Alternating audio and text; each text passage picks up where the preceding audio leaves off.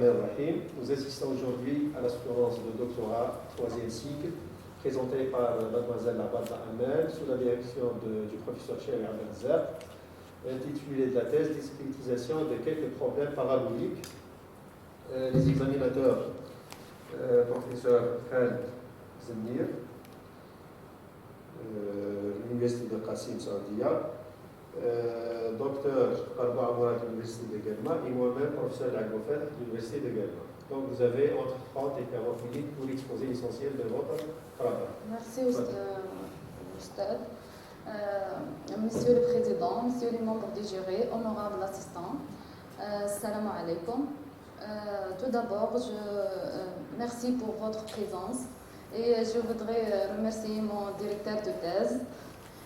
Également, merci, monsieur. Et c'est un grand honneur pour moi de me présenter aujourd'hui devant vous l'essentiel de ma thèse, intitulée La discrétisation de quelques problèmes paraboliques, sous la direction du professeur Cheri Abdelrazak, présenté par moi-même. Alors, le plan du travail est mis en œuvre sur le plan suivant. On commence par une introduction générale. Puis je donne quelques définitions et notions de base qui seront nécessaires pour la suite de la thèse. Puis je présente mon premier travail intitulé Un schéma de discrétisation de l'équation parabolique fractionnelle avec un coefficient non local et flux inconnu sur la frontière de Dirichlet. Puis je présente mon deuxième travail aussi, ainsi une conclusion et perspective, et on termine par citation des références. Alors, l'introduction. Les équations différentielles partielles sont un élément indiscutable des mathématiques appliquées et de l'ingénierie. Et elles modélisent la majorité des phénomènes physiques, mécaniques, biologiques ou économiques. Pour contribuer au développement de ces sciences, il est nécessaire de bien comprendre les propriétés de la solution de ces équations. Bien que la résolution directe est parfois difficile, les recherches sont orientées alors vers l'étude numérique. Pour ces raisons-là, nombreuses méthodes numériques ont été développées. Parmi les plus connues, nous mentionnons les plus populaires utilisées dans la discrétisation des équations, c'est les éléments finis et la méthode de Roth. Alors, dans ce qui suit, nous allons examiner la méthode des éléments finis qui a été introduite dans les années 50.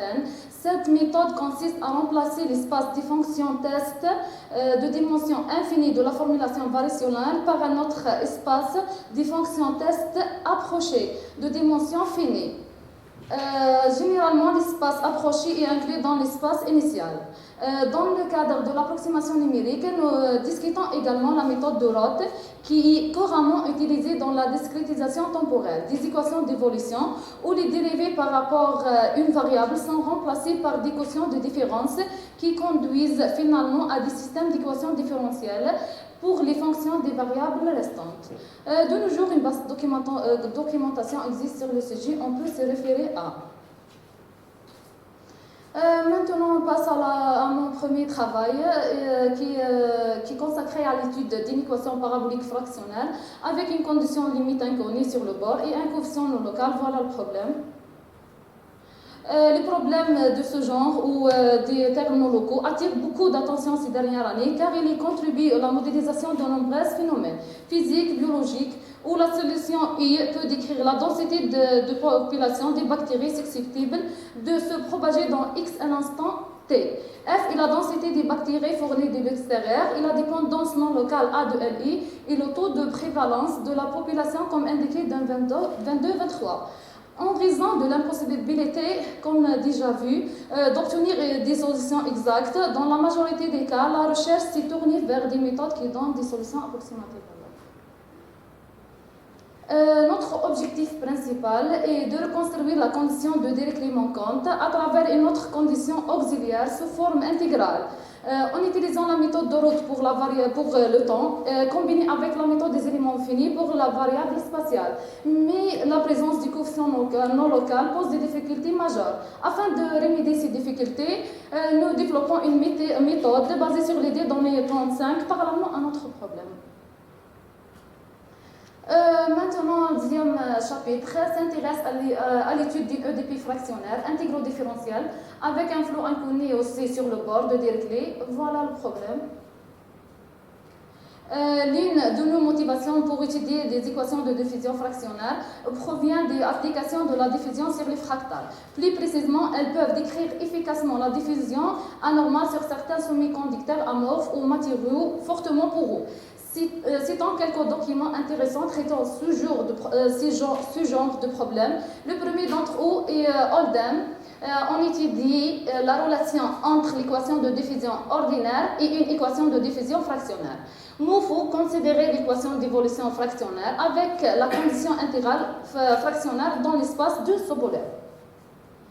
Bahagina, on étudie une équation différentielle fractionnaire similaire et on montrait l'existence de la solution forte en utilisant la méthode de Roth.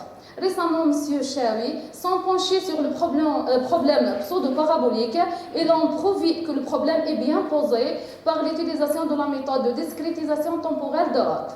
Alors, dans notre problème, la méthode de Roth et les critères de compacité faible sont utilisés pour montrer l'existence d'une solution unique pour le problème intégro-différentiel fractionnel et reconstruire la condition limite de Dirichlet inconnue.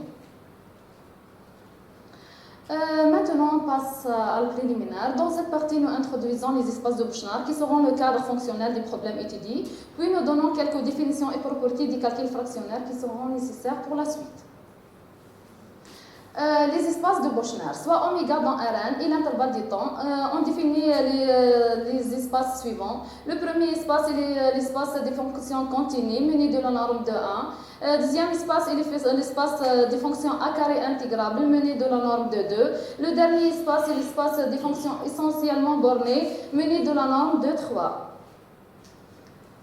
Quelques inégalités et théorèmes utilisés. Le théorème de Groenewald, la forme continue. Alpha et bêta et gamma sont des fonctions à valeur réelle. Supposons que bêta et gamma sont des fonctions continues. Bêta n'est pas négative, alpha ne décroissante. Et si gamma satisfait l'intégrale de 4, alors on a de 5.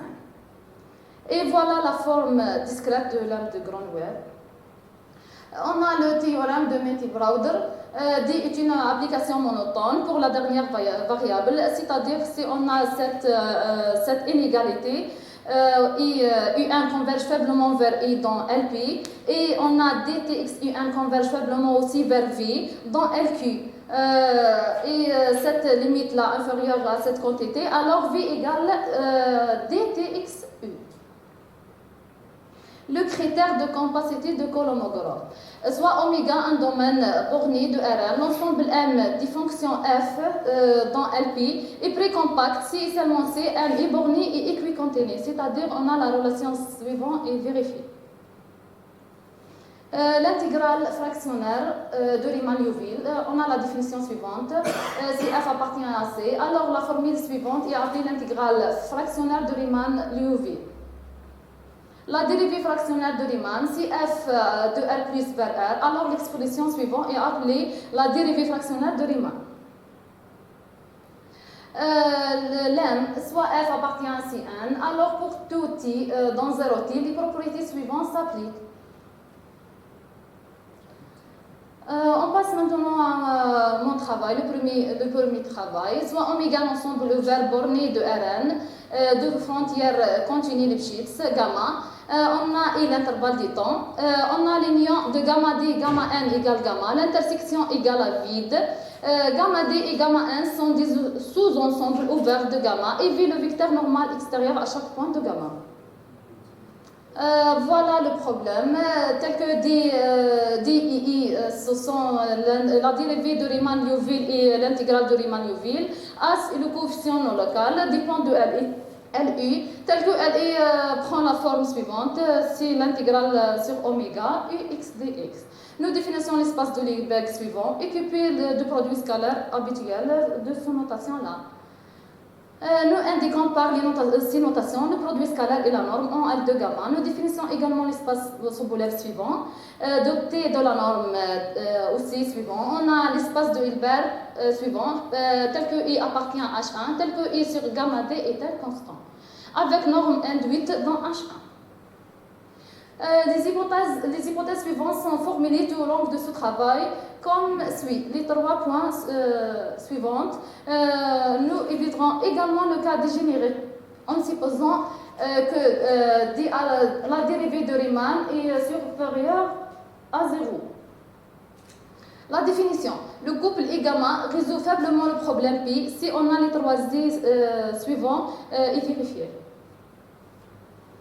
Maintenant, on passe à la formulation faible du problème Pi, formulée par 3,1. Donc, en testant l'identité par phi égale à 1 et remplaçant dans 3,1, on obtient 3,3 directement. Nous subdivisons l'intervalle du temps par point TE. Le schéma d'approximation récurrent pour I égale à 1 jusqu'à n devient comme 3, 4. En raison de la monotonie et de la coercivité et de l'opérateur T, il existe une solution UI à chaque pas de temps où T est donné par cette formule-là. Maintenant, on passe les estimations a priori. Il existe 6 positifs, telles que les estimations suivantes sont satisfaites et définies par 3,5. Le preuve est basée sur le bon choix des fonctions test. Et en additionnant sur I égale à 1 jusqu'à L, cela conduit à 3,6. De l'hypothèse H3 et du théorème de la valeur moyenne, on obtient 3,7. Et par l'utilisation de l'inégalité de Cauchy-Schwarz et de Young, on obtient 3,8 et on déduit par l'inégalité de Trask 3,9 échoue. De même, nous pouvons estimer les derniers termes de 3,6 comme suit. 3,10. En résumant toutes les considérations précédentes citées ci-dessous, nous avons fixé epsilon suffisamment petit, le lemme discrète de Groenewald conclut la preuve. Pour montrer la dernière partie de l'estimation 3,5, nous substituons phi par UI dans 3,4 et avec la même façon précédente, nous trouvons le résultat. Maintenant, nous définissons les fonctions de route comme suit, définies par 3,11 et 3,12, et avec les fonctions d'état suivantes. De même, nous définissons les autres. Les estimations a priori suivantes est une conséquence directe du lemme précédente. Il y a une constante C positive indépendante du IGN et taux, tel qu'on a l'estimation 3,7. Maintenant, résultat d'existence. D'après les lemmes précédentes, on peut dire que cette inégalité est vraie. Et en effet, il existe W appartient à C inter à l'infini, avec la dérivée W appartient à 2, et sous suite il y a un cas, comme nous mentionnons cet article-là, dans lequel on a 3,17, 3,18. On peut déduire sur la base du lemme 2,1 que la suite UN bar et dénoté IN bar sont uniformément bornées dans L2. Alors, on peut extraire des sous-suites UNK bar et dénoté INK telles que les convergences suivantes soient satisfaites, définies par 3,19. Par conséquent, à l'aide du théorème de la compacité de Kolmogorov, on a les convergences fortes suivantes. En assemblant tous les résultats obtenus, nous pouvons démontrer notre théorème d'existence suivant. De la définition 1,1, il existe U appartient à 2 et gamma appartient aussi à 2, 0t, tel que I gamma résout Pi. La démonstration de ce théorème se fait en 2 étapes. La première étape, dans le contexte des formules 3,18 et 3,19 et le théorème de Milty-Browder, on a cette égalité qui est définie par 3,21.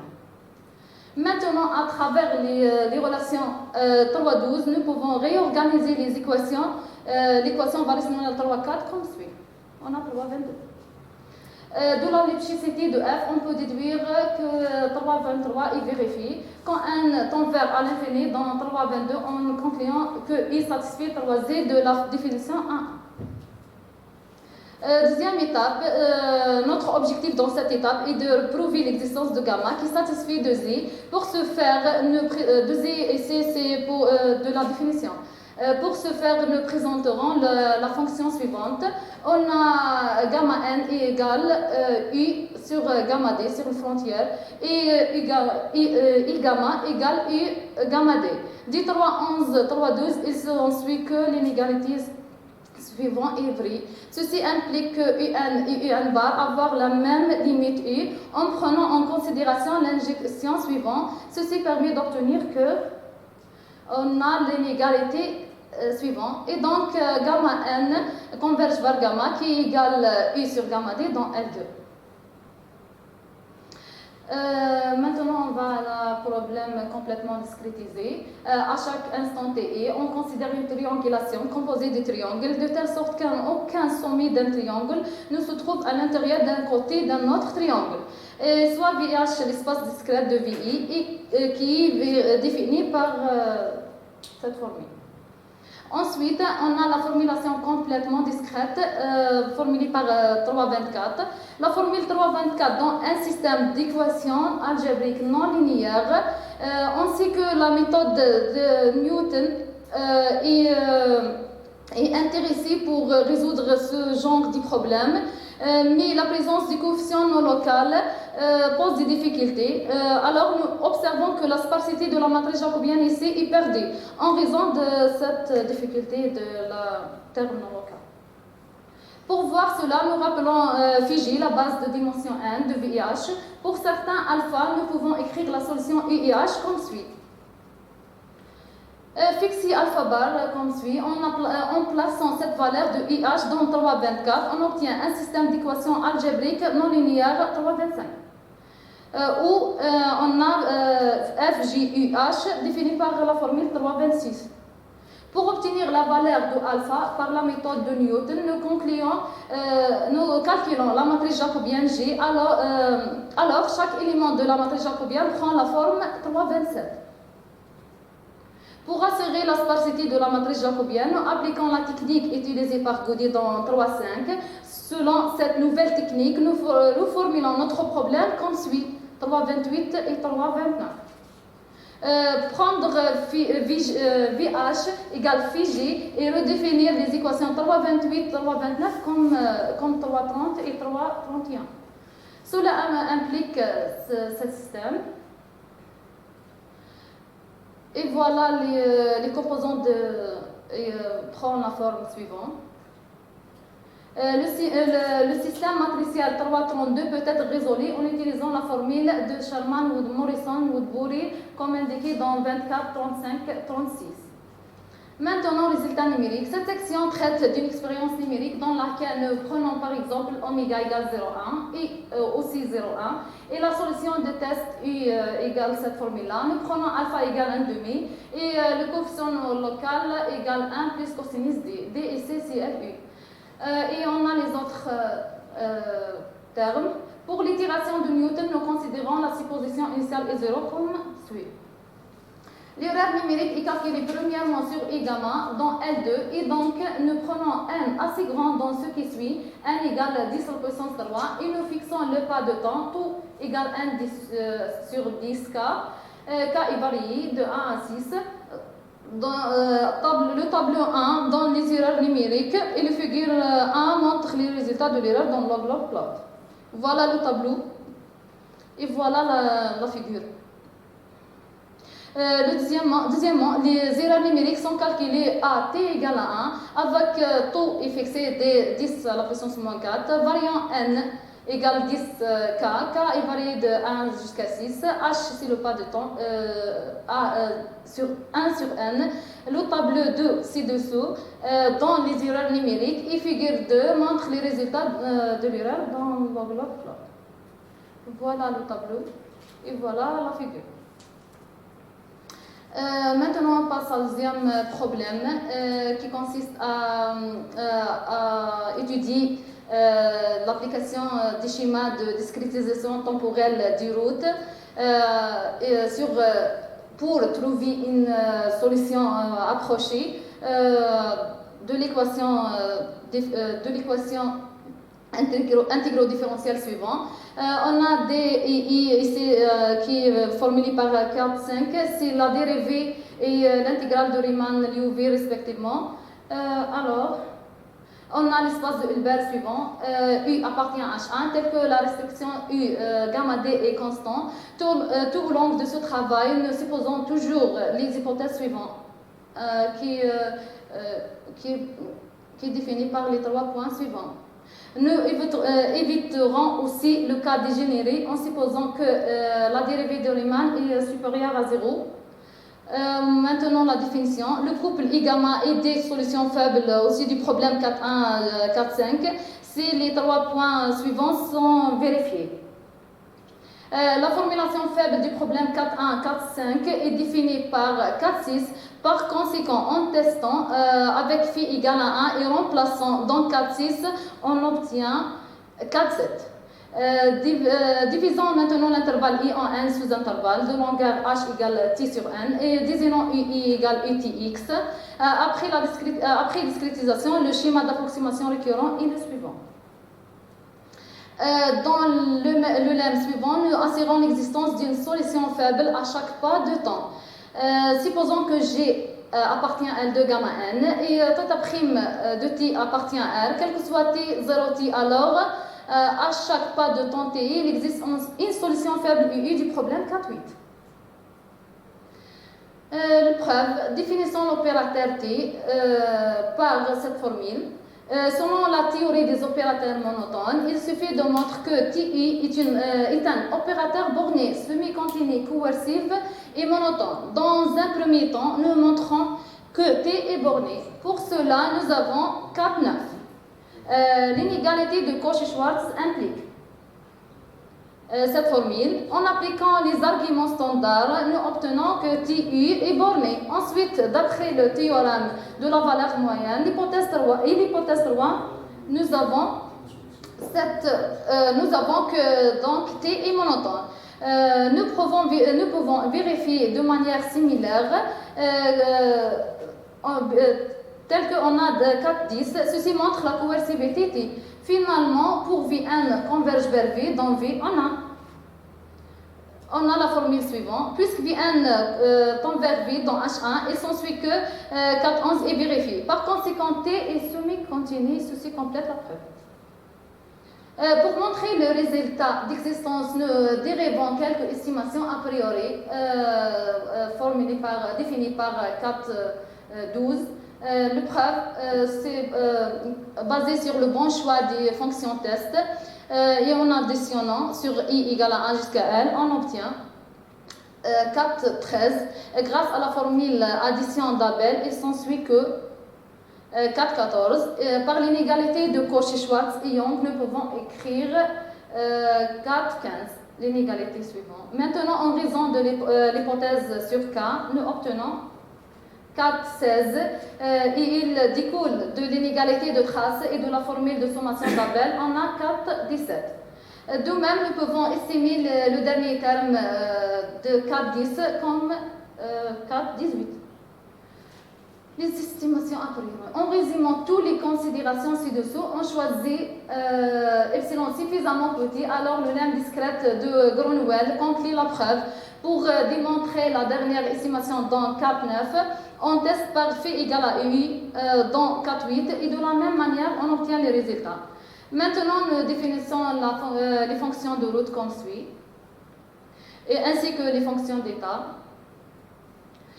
Nous désignons par Fn et Kn les fonctions suivantes. De même, nous définissons les autres termes. Le lemme 3,4 dit qu'il existe constante C positive indépendante de I, J et H, tel qu'on a 4,25 et vérifie. Preuve. D'après 4,8, nous obtenons 4,26. Pour estimer le terme sur la droite de 4,23, nous utilisons les estimations standards et prenons en compte le lemme 3,2 pour obtenir cette inégalité. Alors, on a cette inégalité aussi, ceci complète la preuve. Une conséquence directe du lemme précédent, on a l'estimation a priori suivante et vérifiée. Aussi est une constante positive indépendante toujours de I, J, N et H. Résultat d'existence. Il résulte du lemme 3,3 et 3,4 qu'on a l'inégalité suivante. Alors, comme dans la référence 38, il existe W appartient à C inter à l'infini avec dérentée W appartient à 2 et sous-suite I un cas pour laquelle on a les convergences faibles suivantes. Nous déduisons au V de lemme 3,3 que UN bar, les suites UN bar et dérentie UN bar sont uniformément bornées dans L2. On peut donc extraire une sous-suite UN bar NK. Alors on a les convergences suivantes faibles. Donc grâce à théorème de compacité Kolmogorov, on a les convergences fortes 4, 30. En rassemblant tous les résultats obtenus, nous pouvons énoncer notre théorème d'existence suivant. Il existe I gamma, toujours, tel que I gamma résout le problème 4,1, 4,5 au sens de la définition 3,1. La preuve de ce théorème est divisée aussi en deux étapes. La première étape de UV des formulations précédentes, 4,25 et 4,26 I de théorème de Menti-Browder, nous avons 4,31. Maintenant, en utilisant les relations 4,16, 4,21, nous pouvons réorganiser l'équation variationnelle 4,8, 38. De la lipschicité de F, nous déduisons que 4,33 est vérifié. Maintenant, en utilisant les mêmes arguments que dans 13, nous avons 4,34. En passant à la limite pour n tend vers l'infini dans 4,29, nous concluons que I satisfait la loi de la définition 3,1. Maintenant, l'existence de gamma. Notre objectif dans cette étape est de prouver l'existence de gamma satisfaisant de la définition. Dans ce but, nous allons introduire la fonction suivante. Il découle de lemme 3,3 que UN bar, UN et moins UN bar à la même limite ici. En prenant en considération l'injection suivante, nous obtenons que gamma n converge vers gamma qui égale U sur gamma D dans L2. Le résultat d'unicité, maintenant unicité de la solution faible. Le résultat d'unicité que nous allons trouver implique que les convergences obtenues dans le théorème précédent sont toujours vraies pour la suite entière UN. Théorème, sous les hypothèses, le problème K7 admet une unique solution faible U pour T dans l'intervalle 0T. Le preuve, supposons qu'il y a deux solutions, I1 et I2. Le problème 4,7, nous soustrayons la formulation variationnelle pour I2 de celui pour I1. En substituant phi égale I1 moins I2. Puis nous intégrons par rapport au temps de 0 à τ. Pour τ appartient à 0T, on obtient 4,35. Il résulte du théorème de la valeur moyenne, on obtient 4,36. Pour le dernier terme de la droite de 4,32, nous avons cette formule définie par 4,37. Ensuite, en utilisant l'inégalité de Cauchy-Schwarz, le premier terme du côté droite de 4,34 peut être estimé aussi par 4,38. Maintenant, l'inégalité de trace ainsi que la continuité de Lipschitz de K et l'inégalité de Young impliquent qu'on a 4,39. En utilisant des techniques similaires, nous obtenons pour les termes restants de 4,32 et 4,33 cette formule définie par 4,41. Maintenant, en rassemblant 4,33 jusqu'à 4,38, en choisissant epsilon suffisamment petit, on obtient la formule définie par 4,42. Le théorème précédent est prouvé alors. Maintenant, résultats numériques. Dans cette section, nous réalisons des expériences numériques en utilisant des fonctions de base de chapeau linéaire pour la discrétisation spatiale. Pour la discrétisation temporelle, nous utilisons le schéma de discrétisation temporelle de Roth. Le domaine est pris comme suit sur un cas simple. Oméga égale 0,1. L'intervalle du temps est aussi 0,1. La fonction KTS égale exponentielle T moins S. La solution exacte U égale cette formule. Pour la dérivée de Riemann, nous prenons alpha égale n demi. Ensuite, nous calculons les autres termes donnés par cette formule.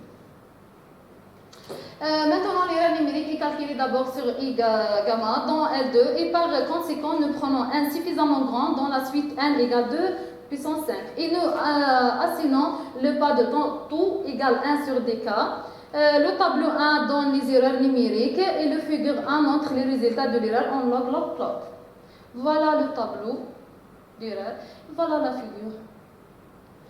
Deuxièmement, l'erreur numérique est calculée au niveau de temps final t égale à 1 dans H1 avec taux égale 2 à la puissance moins 7 et en variant n égale 10k, k égale 1 jusqu'à 4, h égale n sur n. Le tableau 2 ci-dessous donne les erreurs numériques et la figure 2 montre les résultats de l'erreur dans log-log-plot.